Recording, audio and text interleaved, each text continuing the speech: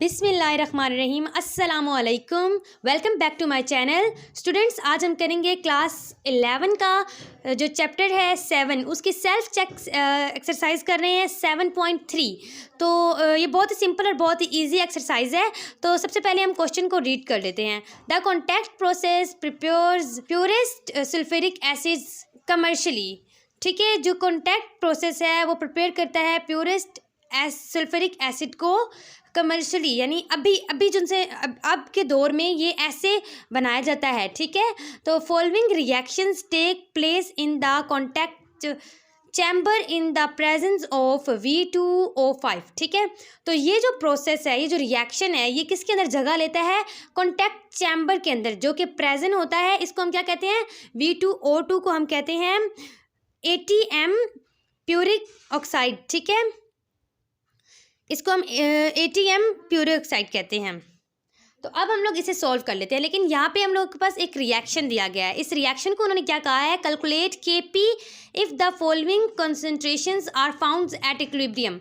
आपने इसका KP find करना है। KP फाइंड करने के लिए मतलब प्रेशर इसका फाइंड करना है, कंसंट्रेशन प्रेशर। तो वो फाइंड करने के लिए आपको KC का पता होना चाहिए, कंसंट्रेशन यूनिट पता होने चाहिए इसके। ठीक है, और साथ में आपको ये चीज़ें दे दी गई हैं। SO2 का भी दे दिया गया है और O2 का भी दे दिया गया है, SO3 का भी दे दिया गया है। ठीक है, तो अब हम लोग देख लेते हैं हमने इसे कैसे सॉल्व करना है। तो सबसे पहले जो सा मैंने इसका सिर्फ रिएक्शन लिखा है, फुल क्वेश्चन नहीं लिखा यहाँ पे, हम लोग सिर्फ रिएक्शन को देख रहे हैं। तो हमने सबसे पहले कैलकुलेट किसको चीज़ को करना है? KC को कैलकुलेट करना है। तो यहाँ लिख लेते हैं कैलकुलेट, किसकी कैलकुलेशन होगी? KC की। तो KC की कैलकुलेशन कैसे होगी? KC गिव्स, अब हम लोग यहाँ पे लिख लेते हैं KC। चले यहाँ पे लिख लेते हैं KC इज इक्वल टू, हमारे पास क्या होगा? यहाँ पे प्रोडक्ट ऊपर होता है और रिएक्टेंट्स नीचे होते हैं, SO3, और ऊपर पावर बन जाएगी 2 और नीचे हमारे पास ये हो जाएगा SO2, इसकी भी पावर बन जाएगी 2 और O2, इसकी कोई पावर नहीं होगी। अब हमने इसको क्या करना है? इसकी जगह जो नंबर्स हमारे पास दिए गए हैं वो पुट कर देने हैं। नंबर्स हमारे पास क्या दिए गए हैं? SO3 वाला नंबर भी आप देखें और साथ SO2 वाला भी और SO3 वाला देखें। मैं सही लिख रही हूँ, मैं यहाँ पे लिख लेती हूँ।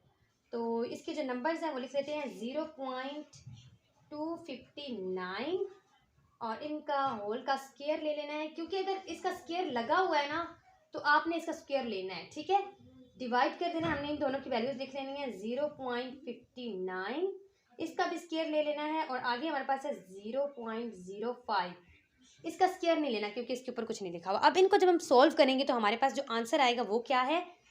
KC is equal to, KC हमारे पास क्या आएगी? 3.85, ये आ जाएगा। ठीक है, अब इसके बाद पहले हमने KC फाइंड किया, उसकी जो वैल्यूज है वो पुट की और ये आ गया। इसके बाद हमने KP फाइंड करना है, प्रेशर। तो इसके बाद हम लिखेंगे thus pressure KP is equal to, KP find करने के लिए हमारे पास एक फॉर्मूला होता है, वो क्या है? Delta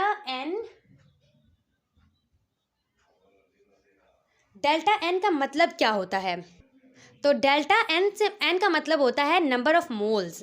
number of moles is equal to NP, number of products minus number of reactants, ये होता है। ठीक है, माइनस कर देना होता है नंबर ऑफ प्रोडक्ट को नंबर ऑफ रिएक्टेंट से। अब हम लोग यहाँ लिख लेते हैं delta N is equal to, कितने नंबर ऑफ प्रेशर है हमारे पास? 2 माइनस 2 प्लस 1। ठीक है, ये देखें 2 प्लस 1 इज इक्वल टू -1 हो जाएगा। ठीक है, ये हमने कैसे निकाला? यहाँ पे ये जो 2 है इधर लिख दिया, माइनस इसको कर दिया, ये 2 और प्लस, यहाँ पे कोई नंबर नहीं, इसका मतलब हुआ 1 है। 2 + 1 is equal two plus minus, minus हो जाता है 2 और 1 3 हो जाते हैं और माइनस किया जाए तो -1 आ जाता है 2 के साथ। ठीक है, तो ये हमारे पास इस तरीके से आया। अब जो R की वैल्यू है वो हमें पता होनी चाहिए, ये हमने याद करनी है। R की वैल्यू क्या है? 0.0821 ATM डायामीटर क्यूबिक पर केल्विन पर मोल, ये है हमारे पास। ठीक है, ये आपने याद कर लेनी है। इसके बाद हमारे पास टेम्परेचर जो है वो क्वेश्चन में गिवन है। टेम्परेचर कितना गिवन है हमारे पास? 25 डिग्री सेल्सियस। तो 25 डिग्री सेल्सियस हमारे पास टेम्परेचर है, T is equal to 25 degree Celsius. इसके बाद हमारे पास KC जो हमने फाइंड कर लिया है वो ये है 3.85। अब हमने क्या करना है? KP कैसे फाइंड करना है?